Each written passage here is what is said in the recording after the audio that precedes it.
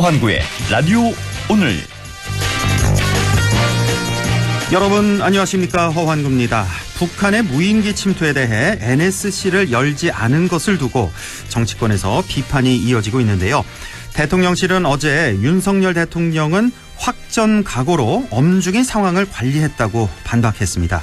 그러자 확전 각오로 임했다는 이 표현에 대해서 민주당은 비판을 이어가고 있는데요. 민주당은 윤 대통령의 그날 저녁 송년 만찬을 꼬집기도 했습니다. 확전을 각오할 정도로 심각한 상황에 송년회가 웬 말이냐는 겁니다. 반주까지 했다는 건데요. 비판이 이어지자 이종석 국방장관은 확전 각오란 표현에 전쟁을 하겠다는 의지가 있는 게 아니다. 전쟁이 일어나지 않게 도발을 억제하도록 하는 각오로 대비해야 한다는 의미라고 설명했습니다. 대체 북한은 무슨 목적으로 무인기를 내려보냈을까 궁금했는데요. 어쩌면 이런 거였을 수도 있겠습니다. 한반도 긴장감 고조와 남한 사회 혼란. 무인기 몇 대 위력이 생각보다 참 큰 것 같습니다. 12월 29일 목요일 라디오 오늘 광고 듣고 시작합니다.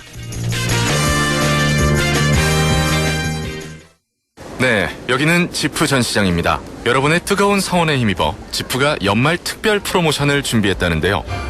더욱 커진 혜택, 최대 22% 할인부터 시승만 해도 지프 캠핑용품까지 12월 31일까지 선사하는 다시 없을 기회 놓치지 마시기 바랍니다. 지금 바로 지프 전시장으로 문의하세요. 안녕하세요, 장성규입니다. 콘텐츠가 숭 자격증을 쏴 어디서든 숭 평생 무료 쏴 온라인 교육 선도하는 선두주자 숭싸 콘텐츠가 강한 숭실사이버대학교. 이경이에요. 연말정산 때 황금 못 받는 분들께 음악 하나 띄워드릴게요. 모바일 퇴직연금의 진단관리부터 직접 찾아가는 전문 컨설턴트까지 하나은행 연금닥터. 퇴직연금 IRP는 가까운 하나은행에서 만나요. 원금 손실에 유의하시고 자세한 내용은 하나은행 홈페이지를 참조해주세요. 네, 라디오 오늘 목요일 순서입니다. 일부 보수의 눈으로 시사 현안을 짚어보는 천하람의 천하무적, 국민의힘 혁신위원이죠. 천하람 변호사와 함께하겠고요. 2부 이슈 오늘에서는 영주에서 첨단 배열인 국가산업단지를 역점 추진 중인데요. 그 추진 현황이 궁금합니다. 잠시 후 영주시 의회 전풍림 의원을 연결해서 자세한 얘기 나눠보겠습니다. 이어서 진보의 눈으로 바라보는 지역과 전국의 정치 현안, 임미애의 그래도 정치, 민주당 경북도당 임미애 위원장과 함께하겠습니다. 라디오 오늘 생방송 놓치신 분들은 유튜브로도 다시 들으실 수 있습니다. 많은 애청 바랍니다. 네, 천하람의 천하무적, 보수의 눈으로 시사 현안을 분석해 보겠습니다. 천하람 변호사 연결되어 있습니다. 안녕하십니까? 네, 천하람입니다. 예, 오늘은 정치권 올 한 해 좀 총 정리해보는 시간 갖겠는데 그 전에 좀 개인적인 것 좀 여쭤볼게요. 네. 얼마 전이었나 제가 이 뉴스를 제대로 못 봐서 국민의힘의 그 당협위원장 교체가 있었나요? 저희가 교체는 없었고요. 예. 이제 비어있는 당협위원장들을 이제 임명하고 있습니다. 오늘 공식적으로 발표를 했고요. 아, 예. 그래서 전남 순천은 그대로 잘 유지됐나? 좀 여쭤보려고 했는데. 네네, 잘 그대로요? 유지하고 있습니다. 예. 네. 그리고 얼마 전에 그 정진석 비대위원장이 보수 참칭 네. 패널들 왜 출연 시정 요구하는 그 공문을 방송사에 보냈잖아요. 그랬죠, 네. 그 보수 참칭 패널에 우리 천하람 위원장이 속해 있다고 저는 생각하는데 어떤 생각 갖고 계세요? 저는 그렇게 생각 안 하는데 언론에서도 이제 간혹 가다가 저도 뭐 포함되어 있는 거 아니냐 하시는 것 같아요. 근데 이제 그러니까 저는 그렇게 생각합니다. 이게 각자 자기 진영에 대해서도 좀 편하게 얘기하는 사람들이 더 많아져야지 방송이 더 재밌지 않겠습니까? 예. 예, 서로 나와가지고 뭐 앵무새처럼 당의 방침대로만 얘기하면 오히려 우리 국민들이 정치에 대해서 더 무관심해지고 뭐랄까요, 이렇게 혐오가 더 심해지실 것 같아서 예. 그러니까 민주당에도 보면 뭐 조근박해 같은 분들이나 이제 맞아요. 금태섭 의원 나왔지만은 예. 뭐 이상민 의원이나 뭐 이런 분들 계시지 않습니까? 그래서 예. 예, 좀 당의 방침이라도 틀린 건 틀렸다 얘기할 수 있는 소신 있는 사람들이 더 많아졌으면 좋겠다. 그렇죠. 그렇게 생각합니다. 민주당의 조금박해, 조응천, 금태섭, 박용진, 네. 김혜영 전 청년 최고위원. 네. 네. 우리 국민의힘에도 있지 않나요? 이런 말? 뭐, 어디서 제가 갑자기 기억이 또 안 나네요. 네, 그 유리천장이라고. 유리천장, 맞아요. 예, 뭐, 그 정도로 뭐, 이렇게 유명하진 않고요. 예, 요새 약간 유행하는 것 유리천장, 예, 뭐, 궁금해 하실 분들을 위해서 유승민, 리가 이준석, 그렇죠. 천하람, 장이 누구죠? 장성철 장성철 소장입니다. 소장. 예.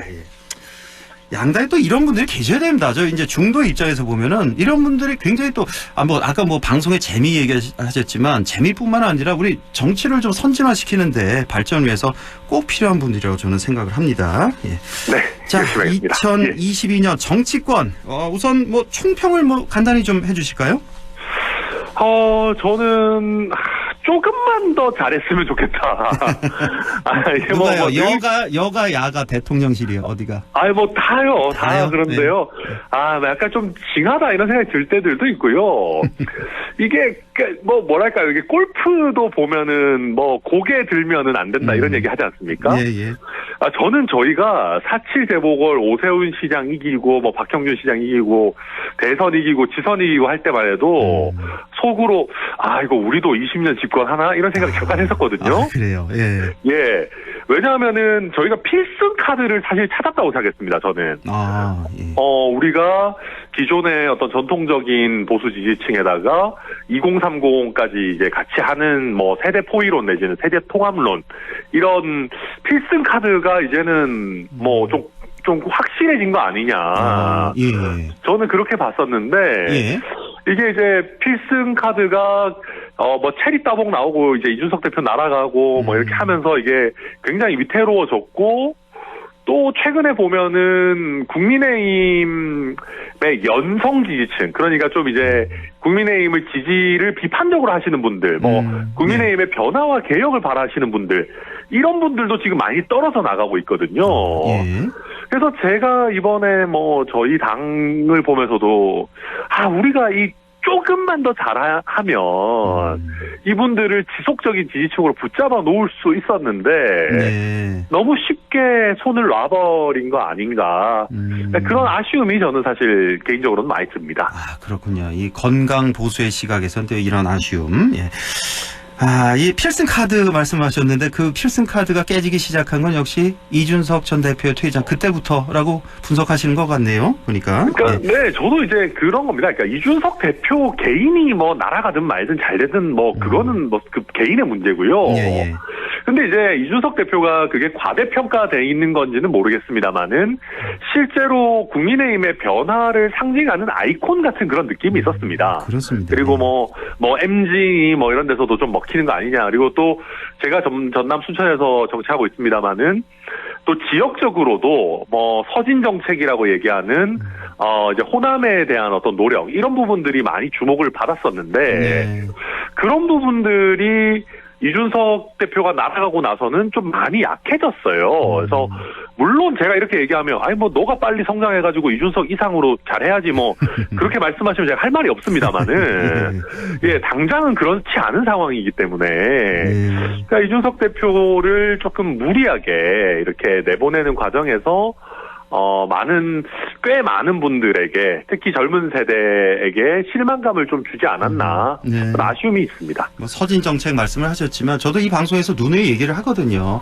그러니까 호남에도 우리 민주당 그 의원이 있어야 되고 우리 영남에도 또 국민의힘 의원이 있어야 된다. 그게 바로 정치 발전, 정치 개혁의 시작이다. 저도 항상 그렇게 생각을 하거든요. 네, 그 취지는 맞는데 반대로 말씀하셨습니다. 네, 호남의 민주당 의원, 영남의 민주당. 저희 의원은 넘쳐납니다. 제가 반대로 했나요 지금? 네, 뭐 취지는 다 알아들으셨을 것 같습니다. 예, 그럼요. 자, 어제였나요? 대통령 그 특사가 있었잖아요. 뭐 그렇죠. 사실 특사 국민 통합 내세웠지만 사면된 인물들 보면 갸우뚱하시는 분들 많이 계실 것 같습니다. 이거 뭐 여야 통합이 아니라 여권과 보수 통합이 아닌가 뭐 이런 얘기까지 나오는데 그 면면을 보니까 뭐 우리 MB나 김경수 전 지사 다들 아실 테고 여기 말고도 김기춘 뭐 조윤선 우병우 등등 그 국정농단 세력뿐만 아니라 여러 정치인들도 많이 사면이 됐습니다. 어제 이 사면 어떻게 보셨습니까? 그러니까 저는 애당초에 대통령의 사면이 국민 통합에 도움이 된 거를 본 적이 없습니다. 그러니까 그렇죠. 저는 이거는 약간 뭐랄까요 허상 같은 거라고 생각을 합니다. 애초에. 예. 그리고 이제 그럼에도 불구하고 뭐 굳이 뭐 의미를 찾자면은 뭐 여야의 이제 사람들을 이렇게 좀 이렇게 뭐 용서하고 넘어간다라는 정도일 텐데요. 네. 저는 이번 사면은 특히나 별로 효과가 그렇게 크지 않을 거다라고 생각하는 것이 이게 이제 우리 편보다는 이게 상대편을 좀 더 많이 뭐 이렇게 사면하고 해야 그나마 좀 통합 느낌이 나거든요. 네. 근데 이번 사면은 그런 것보다는 역사의 한 페이지를 넘긴다 정도인 것 같습니다. 아하. 예. 그러니까 아무래도 박근혜 전 대통령도 그렇고 이명박 전 대통령도 그렇고 가장 그 상단에 계셨던 분들은 이제 뭐 결국은 나왔기 때문에 사면으로 네. 그러면 그 밑에서 뭐 뭔가 실행 작업을 했던 사람들도 일단은 뭐 이게 일단은이 아니죠. 뭐 또 비슷하게 이렇게 내보내주자 이런 취지인 것 같고요. 예. 뭐 이해 못할 바도 아니지만은 저는 이게 뭐 우리 국민들이 결국은 이런 걸 보면서 법 앞에 평등에 대해서 좀 냉소하시는 것 같아요. 그렇죠. 예. 결국 잘 나가는 사람들은 뭐 몇 년 좀 있다가 적당한 시기에 나오는 거 아니냐. 근데 저는 그런 생각을 갖는 거는 굉장히 위험한 것이거든요. 그래서 네. 다음번에 개헌을 할 때는 좀 대통령의 사면권 이런 부분도 우리가 축소하는 거를 적극적으로 고려해야 된다 생각합니다. 그렇지 않아도 그 얘기 많이 나오더라고요. 사면권 이거 좀 손봐야 되는 거 아니냐. 이거는 뭐 의회에서 결정하는 게 아니라 헌법 자체를 고쳐야 되는 거죠. 네, 맞습니다. 법률을 제정하는 게 아니라. 예. 네. 자, 다음 소식인데 아까 뭐 이준석 대표 얘기도 하고 그랬는데 이번 전당대회 어떻게 흘러갈지 오늘 또 아침에 보니까 유승민 전 대표 인터뷰를 했던데 지금 뭐 출마할 듯 안 할 듯 뭐 하고 있는데 제가 보기에는 출마 결심은 선 것 같거든요. 근데 이걸 발표를 언제 하느냐 그 시기만 좀 조율 중 아닌가 저는 그런 느낌을 받았는데요. 전당대회 좀 예상을 좀 해주시죠. 네, 저도 그런 느낌을 받고 있고요. 근데 또 모르겠습니다. 이게 뭐 워낙 불리한 룰이고 유승민 전 의원 입장에서는 예. 뭐 결국 판단은 본인이 하시겠죠. 근데 지금 너무 많은 얘기들을 했기 때문에 안 나오기도 좀 이상한 상황이 됐거든요. 그러니까요. 예, 그래서 예. 나올 가능성은 저도 뭐 훨씬 높다라고 봅니다. 근데 이제 그와 별개로 그러니까 지금 대통령의 임기 초반이고 또 당내 선거이기 때문에 뭐랄까 이하 집산도 있고 뭐 연대도 있고 누가 대통령이랑 친하냐 이런 얘기 나오는 게 뭐 어찌 보면 자연스러운 면도 있습니다. 근데 문제는 예. 그거 이상의 플러스 알파를 보여줘야 되는 거거든요. 네. 그러니까 김장연대 이런 거 뭐 김기현, 장제원 의원 연대하고 그럴 수 있습니다. 근데 중요한 거는 김기현 의원이 뭔가 주도하는 컨텐츠가 있어야 돼요. 아하. 그게 아니면은 꽤 많은 사람들이 장제원 의원한테 끌려간다고 생각할 겁니다. 예. 그러니까 뭐 그런 겁니다. 그러니까 나머지 분들도 대통령과 친하고 소통 잘 되고 여당 당대표가 가져야 되는 좋은 덕목이죠. 그런 면에서 유승민 전 의원도 사실 뭐 위험한 부분들이 있습니다. 그건 사실이고요. 예. 그럼에도 불구하고 지금 유승민 전 의원이 일반 그 국민들 사이에서 꽤 사랑을 받고 있는 이유는 뭔가 그래도 컨텐츠가 있다. 그리고 대통령이 안 하는 다른 메시지를 내니까 네. 또 확장성이 있는 거 아니냐, 총선에 도움되는 거 아니냐 이런 얘기거든요. 그러니까 네. 나머지 분들도 대통령이랑 친한 거 좋은데 그래서 뭘 할 건지를 얘기하지 않으면 결국은 이게 약간 좀 재미도 없고 국민들 보시기에 우스워지는 전당대회가 될 수 있다. 네. 저는 뭐 걱정이 사실 됩니다. 자, 그래서 그냥 뭐 이거 개인적인 예상 좀 해주세요. 뭐 어떻게 될 것 같다. 누가 결선에 오를 것 같다. 예, 두 명. 뭐 다 아는 분들이라 뭐 누가 된다 안 된다 얘기하기가 좀 그렇습니다만은 네. 어찌 됐든 나경원 전 의원의 인기가 꾸준히 유지된다면은 예. 그 나머지 친윤 주자들로서는 쉽지 않은 승부가 될 거다라고 봅니다. 예. 한 1월 중순 정도까지 김기현 의원이 만약에 치고 나온다면은 이 대통령의 어떤 지지 이게 뭐 공식적이든 비공식적이든 이런 부분들이 힘을 확 받을 텐데 근데 그렇지 않다라고 하면은 당원들도 아니 아무리 대통령과 친분이 있고 뭐 윤심이 있고 한다 하더라도 되겠어?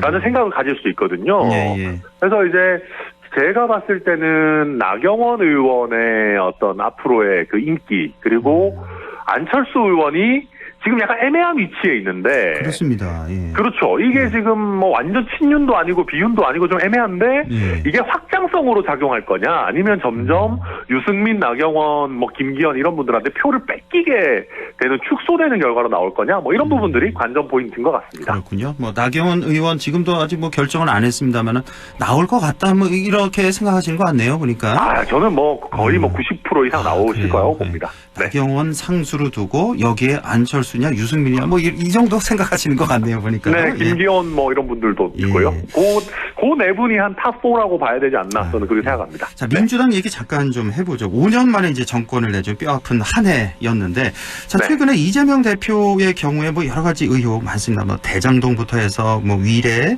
또 변호사비 대납, 성남FC 후원금 등등. 네. 이렇게 여러 혐의를 한꺼번에 좀 묶어서 소환할 것이라는 전망이 많았는데, 일단 먼저 성남FC 건으로 소환을 했단 말이에요. 자, 이거 뭐 껌껌이 소화한다는 얘기입니까? 이거 어떻게 보세요? 그렇죠. 이재명 대표 입장에서 좀 뼈아플 수 있죠. 저도 사실은 제1야당 대표인 거를 예우해서 한 번에 부르지 않겠나 했는데, 예. 제가 이제 저희 당에 있는 뭐 법률가들이나 의원들이랑 얘기를 해봐도, 제가 한 번에 부르지 않겠습니까 했더니 다들 웃으면서, 한 번에 부르면은 4박 5일 동안 해야 된다. 그래요? 아무튼 그래도 제1야당 대표를 뭐 4박 5일 어디 뭐 합숙하면서 조사할 수 있겠냐. 예. 뭐 그런 얘기 하더라고요. 그러니까 무슨 얘기냐면, 각각의 그 의혹들이 내용이 일단 방대하고 좀 복잡한 것들이 많다 보니까, 그렇죠. 조사에 시간이 좀 많이 걸리는 물리적인 그런 부분들도 있을 것 같고요. 네. 또 한 가지는 수사의 진척 상황이 사건마다 좀 다릅니다. 예. 대장동 같은 경우는 아직까지 그래도 수사할 부분이 저는 꽤 많이 남았다고 보고요. 대장동 아직도 많이 남았어요? 그렇게 오래 했는데? 왜냐하면은 뭐 김용이나 정진상이나 이런 분들이 사실은 아직 본격적으로 뭘 얘기한 건 아니기 때문에, 뭐 물론 실체가 있을지 없을지 모릅니다만, 예. 그러니까 그런 것들을 봤을 때는 개별 사건별로 거의 수사 마무리 단계에서 이재명 대표를 소환하는 그런 형태로 진행되지 않겠느냐, 뭐 그렇게 생각이 됩니다. 이렇게 되면 뭐 24년 총선까지도 갈 것 같다는 생각이 드네요, 이 건이. 그렇죠? 네, 그래서 민주당에서도 지금 다들 혼란스러워합니다. 이재명 대표가 공천권을 행사할 수 있겠느냐 없겠느냐, 이게 결국 초유의 관심사인 것 같습니다. 알겠습니다. 마지막으로 2023년 정치권에 바라시는 점, 뭐 한 1분 내로 좀 정리해 주시죠. 네. 짧게 말해서 법을 지켜라, 이걸 말씀드리고 싶습니다. 법을 지켜라. 무슨 법을 지켜요? 이번에도 보면은요, 예산 같은 것도요, 예. 12월 2일까지 해야 된다는 게 그냥 법에 써 있는 게 아니고 헌법에 써 있는 거거든요. 예. 이것도 막 어겨요. 그러면 내년에 해야 되는 것 중에 제일 중요한 거는 사실은 총선을 준비하는 제도를 확정하는 겁니다. 우리 법에 보면 총선 1년 전까지 선거 제도라든지 선거구라든지 이런 것들을 확정하게끔 법에 써 있습니다. 1년 전까지 해야 된다고. 그럼 내년 4월 10일까지 정해야 되네요, 선거법을. 그럼요. 근데 이거를 맨날 어겨요. 맨날 벼락치기 하거든요. 뭐 한두 달 전에 정하지 않나요, 보통? 그러니까요. 뭐 선거 며칠 남기지도 않고 선거구 예. 정하고 막 난장판 되거든요. 그래서 예. 저는 우리 국회가 법 어기고 벼락치기 하는 거 좀 그만하고 좀 차근차근 준비하는 모범생 국회의 모습을 보고 싶습니다. 기본으로 돌아가자, 이런 말씀이신 것 같네요. 예. 네, 그렇습니다. 자, 지금까지 천하람의 천하무적 천하람 변호사와 함께했습니다. 고맙습니다. 네, 감사합니다. 네, 라디오 오늘 2부에서 뵙겠습니다.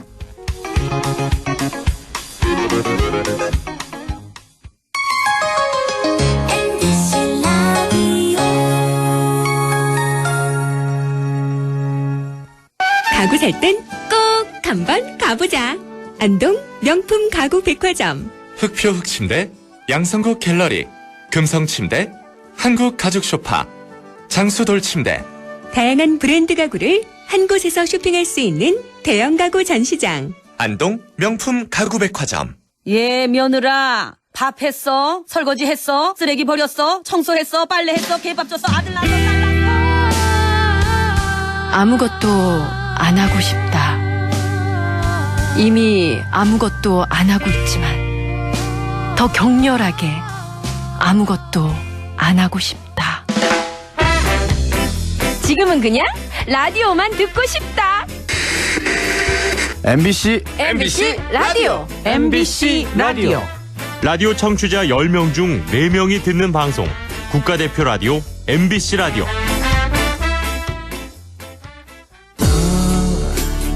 마음을 열어줘. 다가가 나 속삭이도록. 언제나 내 생각으로 행복해야 해요. MBC 라디오 100.1 MBC 라디오. 네, 6시 25분 52초 지나고 있습니다. 이슈 오늘 시작하죠. 영주시에서는 첨단 배열인 국가산업단지 조성에 역점을 두고 추진 중입니다. 그런데 예정보다 좀 더뎌지고 있죠. 최근 영주시 의회에서도 관련된 시정 질문이 나왔는데요. 영주시 의회 전풍림 의원을 연결해서 자세한 내용 들어보겠습니다. 전풍림 의원님 안녕하십니까? 예, 안녕하십니까. 영주시 무소속 전풍림 의원입니다. 예, 반갑습니다. 예, 네네. 8대 이어서 9대 영주시 의회 의원으로 활동 중이신데요. 8대는 후반기 시민행복위원장을 맡으셨고 지금 네네. 9대는 윤리특별위원장을 맡고 계신데 자, 그동안 시의회 활동 소회는 어떠신지요? 네, 제가 지난 2018년도 제8대 영주시의회 의원으로 의정 활동을 저는 시작을 했습니다. 네. 그러나 올해 6월 6일 전국 지방 동시선거에 재도전하여 주민분들의 또 가분한 또 응원과 격려에 힘입어서 제9대 영주시의회에 재입성하게 되었습니다. 그리고 현재 윤리특별위원장을 맡고 있고요. 네. 막중한 책임감과 사명감을 가지고 민의의 대변자로서 소임을 위해 최선의 노력을 다할 생각입니다. 네, 초선 때보다 이제 재선이 되시니까 좀 무게감이라고나 할까 책임감이 좀 더 더해지는 것 같아요. 네. 그렇죠? 네, 맞습니다. 어깨가 무겁습니다. 네, 말씀하셨지만 특정 정당에 소속되지 않고 무소속으로 지금 활동하고 계신데 이렇게 무소속을 유지하시는 이유 이것도 좀 여쭤보고 싶고 혹시 네네네. 무소속이어서 힘든 점은 없으신지요? 저는 이렇게 생각합니다. 이 정당과의 권력의 눈치를 보지 않고 오로지 주민만을 바라보고 또 나가는 또 지역 우리 주민 소속으로 저는 늘 그렇게 말씀을 드리고 있습니다. 또 주민분들의 은혜에 보답하기 위해서 제가 초심을 잃지 않고 주민분들과 지역 발전을 위해서 열심히 하겠다는 마음을 제가 한시도 잃어본 적이 없습니다. 특히 소수의 편익보다는 다수의 공익을 위해서 좀 더욱 활발한 의정 활동을 하는 것이 또 기초의원의 본인의 역할이고 또 소명이라고 생각해서 무소속 의원을 유지하는 이유라고 볼 수 있을 것 같습니다. 네, 그렇군요. 예. 네네. 그리고 힘든 점은 없다고 하면 그렇지만은 제가 안타까운 것은 저희들이 지역 특성상의 일당 독주 체제 다수에 의한 또 집단 정치 구도가 과연 우리 지역과 주민을 위해서 어떤 도움이 될 수 있을까 하는 의문은 가끔씩 듭니다. 많은 분들이 그렇게 생각하실 겁니다. 예. 네네. 특히 지방자치 분권을 위해서는 정말 저 개인적으로는 또 그렇습니다만은 기초단체장이나 광역의원, 기초의원 정당 공천제 폐지는 절대 필요한 현재 정치 개혁에 또 시발점이라고 생각하고 전체도 국민들께서도 또 요구하는 사항이라고 보여집니다. 이런 시일 내에 정당 공천제 폐지 법안이 현재 지금 국회에 지금 상정이 되어 있습니다. 통과되어서 진정한 지방자치 시대가 될 수 있기를 기대해 보겠습니다. 네, 정치 개혁의 시발점은 바로 기초단체장, 광역의원, 기초의원 정당공천제 폐지다. 예, 이렇게 말씀하시네요. 네네. 지금 혹시 제가 기억을 다 못해서 그런데 영주시의회 구성 어떻게 돼 있죠? 국민의힘 소속이 몇 분이시죠? 국민의힘 소속이 11분이고요. 11분이고. 네, 무소속이 3분입니다. 3분이고. 민주당은 없고요. 민주당은 없습니다. 없고 이렇게 다 국민의힘 한 당이군요. 그러니까 총 14명으로 구성된 영주시 의회가 되겠습니다. 네네네. 자, 얼마 전에 시정 질의를 하셨어요. 여기서 이제 영주 첨단 배열이 국가산업단지에 관한 질문을 하셨는데요. 이 내용 좀 소개해 주시죠. 간단하게 제가 소개를 좀 드리자면은 영주 첨단 배열인 국가산업단지 추진 상황과 계획을 좀 점검하고자 하고 제가 좀 지시를 드렸고요. 특히 이 부분에서는 국가산업단지의 좀 성공적인 안착이나 활성화를 위한 방안들에 대해서 좀 논의하고 또 특히 시민분들께 알 권리를 전달해드리고자 시정 질문을 했습니다. 네. 제가 또 간단히 좀 보충 설명을 좀 드릴까요? 예. 네네. 국가산단 지정자 승인의 지연이 이유와 그리고 해결 방안 그리고 뭐 추진 계획에 대해서 좀 질문을 하였고요. 네. 그리고 특히 또 기업 투자 유치 현황과 유치 계획 그리고 정말 중요한 양질의 일자리를 창출해서 영주시를 소멸 위험 지역에서 좀 벗어나게 할 수 있는 방안 이런 부분을 지금 질의를 했고 사실 그 당시에 이제 2018년도에 또 예측된 또 일자리 수와 지금 현재 예측된 일자리 수가 대폭 축소 계획이 된 사유 등에 대해서 질문을 좀 했습니다. 아주 네네. 중요한 질문을 의회에서 하셨는데 뭐 시원하게 답변을 좀 들으셨어요? 전체적으로?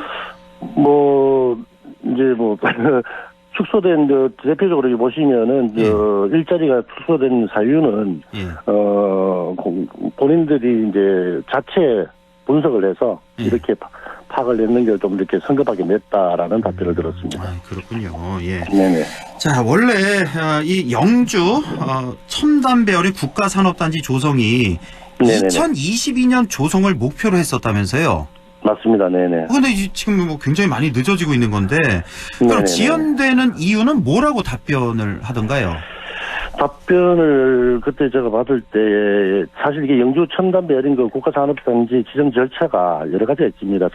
첫 번째 이제 산업단지 인허가 절차 간소화를 위한 특례법에 의해서 이제 준비 단계 그리고 신청 단계 그 다음에 협의 및 검토 단계 또 심의 단계 지정 승인 순으로 진행이 되거든요. 지금 이 지정 절차가 많군요. 그러니까 준비 단계부터 해서 신청, 네네네. 협의 및 검토 단계, 심의 단계, 지정 승인 이렇게 되는데 지금은 네네네. 어디 와 있는 거예요? 이 중에? 지금 저희도 이제 심의 단계죠. 이게 심의 단계. 심의 단계, 심의 단계고 지정 승인을 아직까지도 남아 있는 게 있습니다. 특히 또 이제 내년 4월 달에 있을 부분에서 지금 아주 환경영향 평가 부분이 본안 협의가 좀 남아 있거든요. 그래요. 예. 네네네네. 그리고 또 정말 좀 이렇게 좀 답답한 것은 이제 사실 승인 기간이 과거보다는 이 특례법으로 인해서 단축이 많이 되었거든요. 단축된 게 이 정도군요. 근데 뭐 우리 집행부에서는 관계부서 협의에 많은 시간이 뭐 소요되었다고 해서 지연이 됐다고는 하나 정말 이 시급성과 필요성에는 보다 이제 좀 적극적으로 대처를 제가 우리 집행부에서 과연 했느냐 그런 아쉬움은 있습니다. 예, 그렇군요. 그러면은 언제쯤 이 지정 승인이라고 하셨죠? 이게 언제쯤 가능할까요? 지금 예상하시기에? 지금 집행부에서는 내년도 2023년도 상반기에 집행을 하겠다 이렇게 말씀을 하셨는데 이 부분에서는 제가 조금 좀 의아한 게 내년도 4월경에 지금 환경영향평가 본안협의하고 공익성 협의 부분이 아직 남아 있습니다. 그런데 본 위원이 그날 시정 질문에서는 사실 말씀을 안 드렸습니다만 국가산당 운영 시 여기 보면은 발암물질 배출하고 비발암물질 그리고 대기오염 발암물질 등이 모두 외도 기준을 지금 초과되고 있다고 지금 예측이 되고 있거든요. 그래요? 네네네. 이 부분에서는 정말 우리 시민들에게 정말 건강상 좀 치명적인 결과를 좀 미칠 것이라는 좀 우려도 지금 제기되고 있습니다. 그러면 내년 4월에 있을 환경 영향평가 통과도 뭐 지금으로 봐서는 뭐 자신할 수는 없는 거군요. 네, 이 발암물질 배출이 불가피한 상황은 우리 그 정부개발공사라든지 영주시에서도 지금 인지를 하고 있는 것 같습니다. 그렇군요. 그래서 환경영향평가 협의가 어떻게 진행이 될지 좀 걱정이 좀 많이 앞섭니다.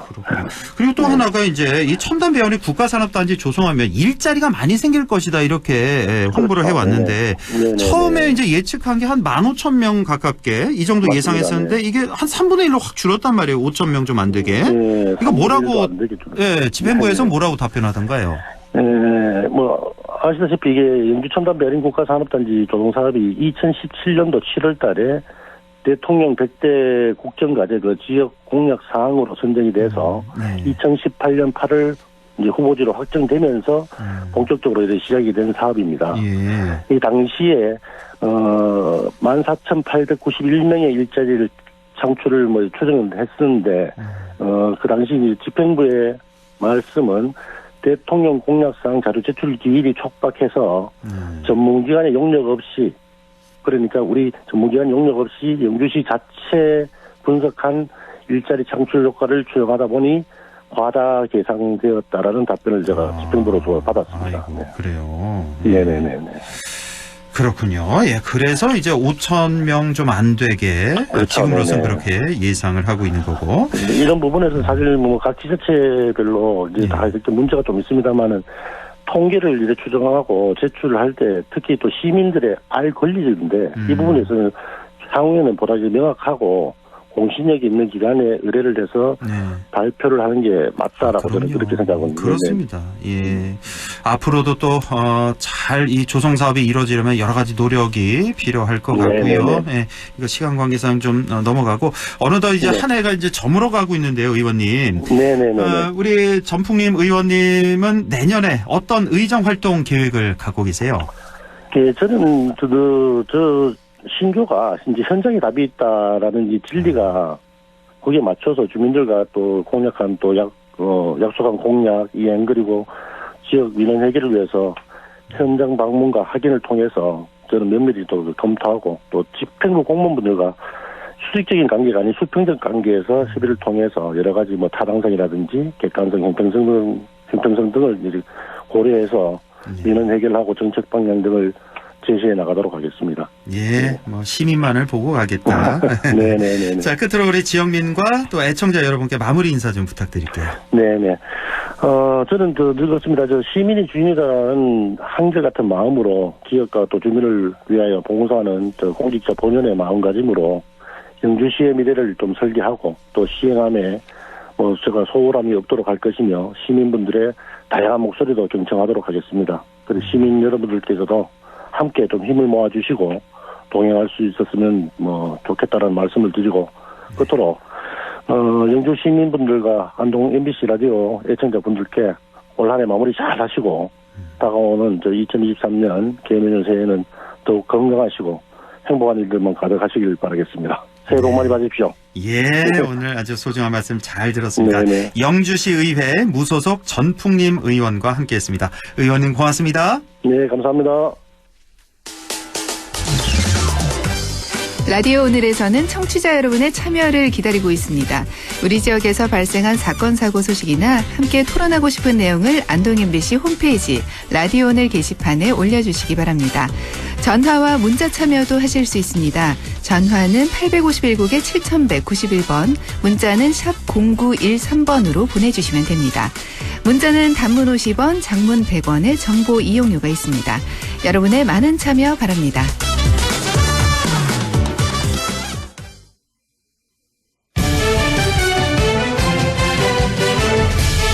네, 인미의 그래도 정치 시작합니다. 보수의 눈에 이어서 진보의 눈으로 지역의 현안과 전국적인 정치 현안 짚어보죠.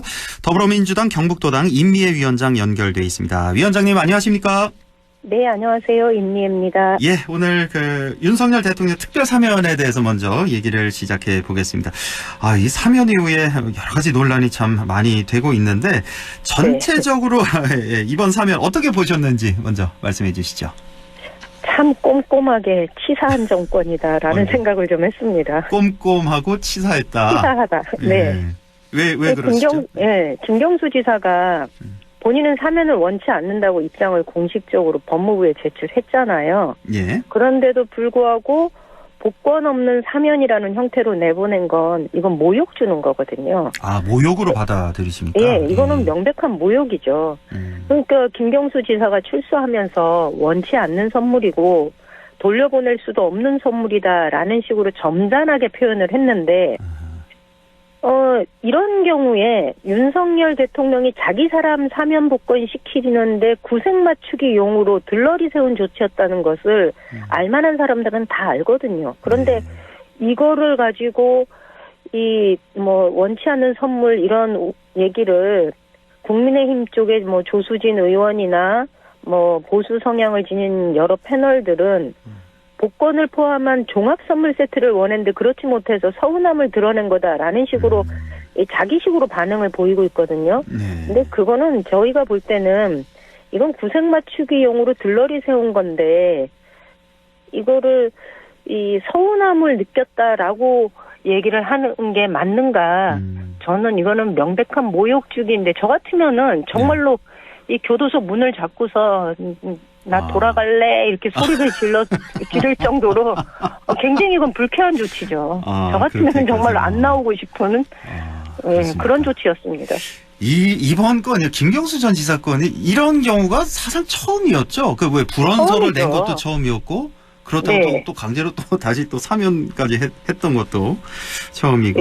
이 어느 정권도 이런 식으로 대통령이 가진 그 사면복권이라는 이 권한을 이런 식으로 사용한 적은 단 한 번도 없었습니다. 그러니까 명분에 맞게 국민 통합 내지는 민생 사범들을 생활에 빠르게 복귀할 수 있도록 사면복권해주는 경우는 있었는데 이렇게 어느 특정한 정치인을 비롯한 그들의 그룹을 모욕을 주기 위해서 대놓고 이런 식으로 사면복권을 행한 적은 한 번도 없었죠. 저는 이번 정부는 역대 한 번도 본 적이 없는 이런 권력인 것 같습니다. 예.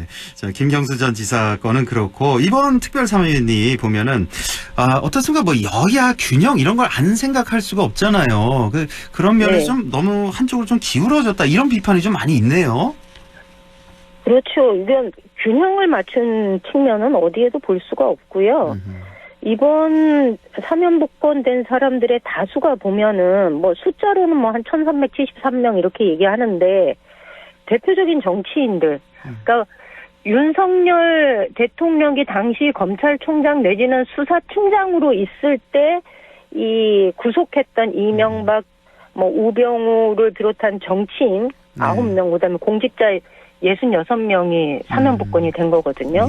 근데 이게 굉장히 재밌는 게 2017년 3월 달에 그 박영수 특검팀의 수사팀장 자격으로 이 박근혜 국정농단 사건을 최종 수사 결과 발표하는 자리에 참석한 적이 있어요. 윤석열 대통령이. 그 당시에 박영수 특검 당시에 그 밑에 수사팀장이 윤석열 현재 대통령이었죠. 네, 맞습니다. 예. 수사팀장이었고 그래서 그 당시 최종 수사 결과 발표 자리에 참석을 했었는데요. 그러면서 뭐라 그랬냐면 국정농단을 관행과 제도 탓으로 돌릴 수 없다. 그러니 이거는 그 엄벌에 처해야 된다. 이렇게 얘기를 했거든요. 그리고 또 이런 경우도 있죠. 2018년도에 청와대 특수활동비 상납한 혐의로 남재준, 이병기, 이병호 전 국정원장을 기소를 했잖아요. 그 당시에 이 피고인들이 뭐라 그랬냐면 특활비 상납하는 건 제도 탓이다. 이렇게 얘기를 했거든요. 그랬더니 그 당시 윤석열 그 수사팀장이 뭐라 그랬냐면 국정원이 청와대와 유착하고 권력자의 사적인 기관으로 전락해서 국정농단을 초래했다. 개인적 비리가 아니니까 제도 탓이다라고 말하는 거는 국민한테 충격을 주는 당혹스러운 발언이다. 이렇게 얘기를 했어요. 그리고 우병우 전 청와대 민정수석의 혐의가 국정원을 동원해서 공직자를 불법 사찰한 혐의였거든요. 그 당시 우병우 수석이 뭐라 그랬냐면 국정원에서 세평 자료를 받아보는 것은 당연한 관행이다. 이렇게 주장을 했었어요. 그랬더니 그 당시 그 윤석열 팀장은 법률 전문가인 민정수석이 민주주의의 기본 질서를 파괴했다.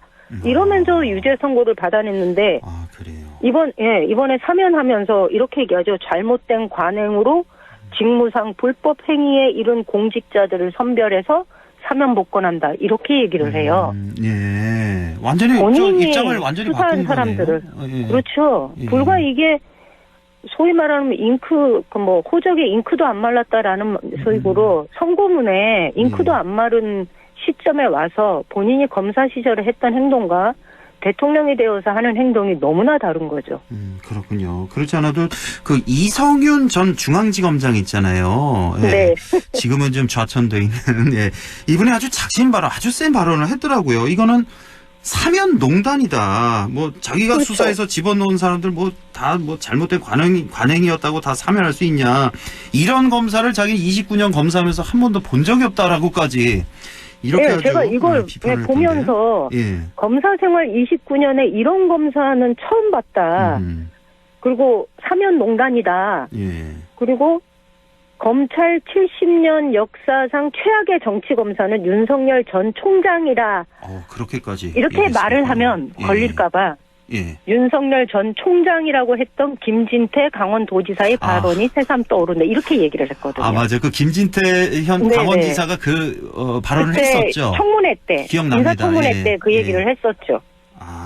그렇게 또 인용을 또 군요. 어쨌든 뭐 그러니까 꼼꼼하게 복수 혈전을 벌이는 정권이다 보니 이성윤 검사가 작심 발언을 하면서도 이분도 꼼꼼하게 피해 나갈 구멍을 좀 마련해 두신 거죠.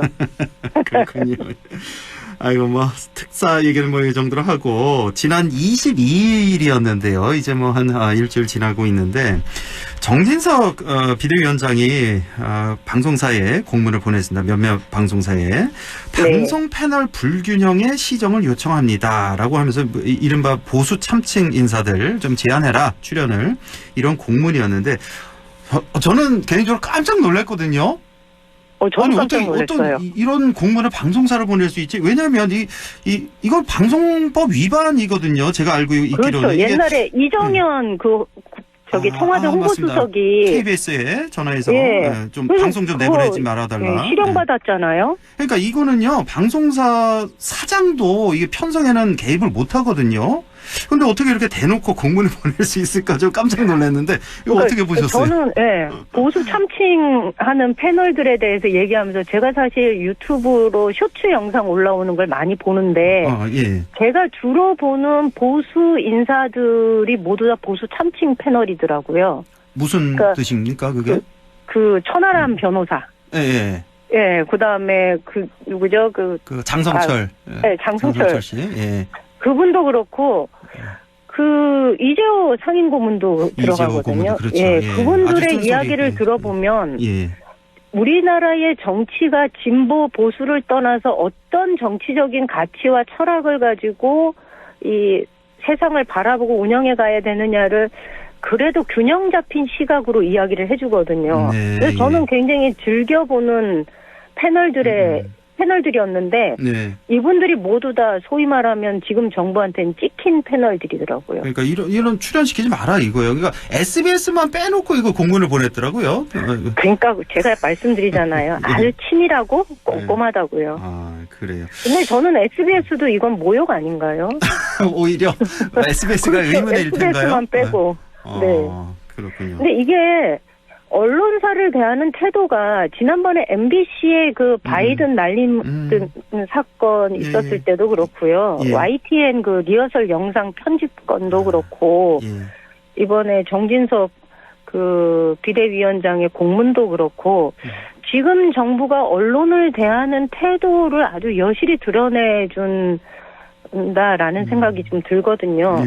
네, 저는 언론사가 일시적으로는 자갈을 물려서 뭐 입을 다물게 하거나 내지는 길들이거나 이런 게 일시적으로는 가능할지 모르지만 이건 오래가지 못합니다. 그리고 국민들은 길들여지지 않거든요.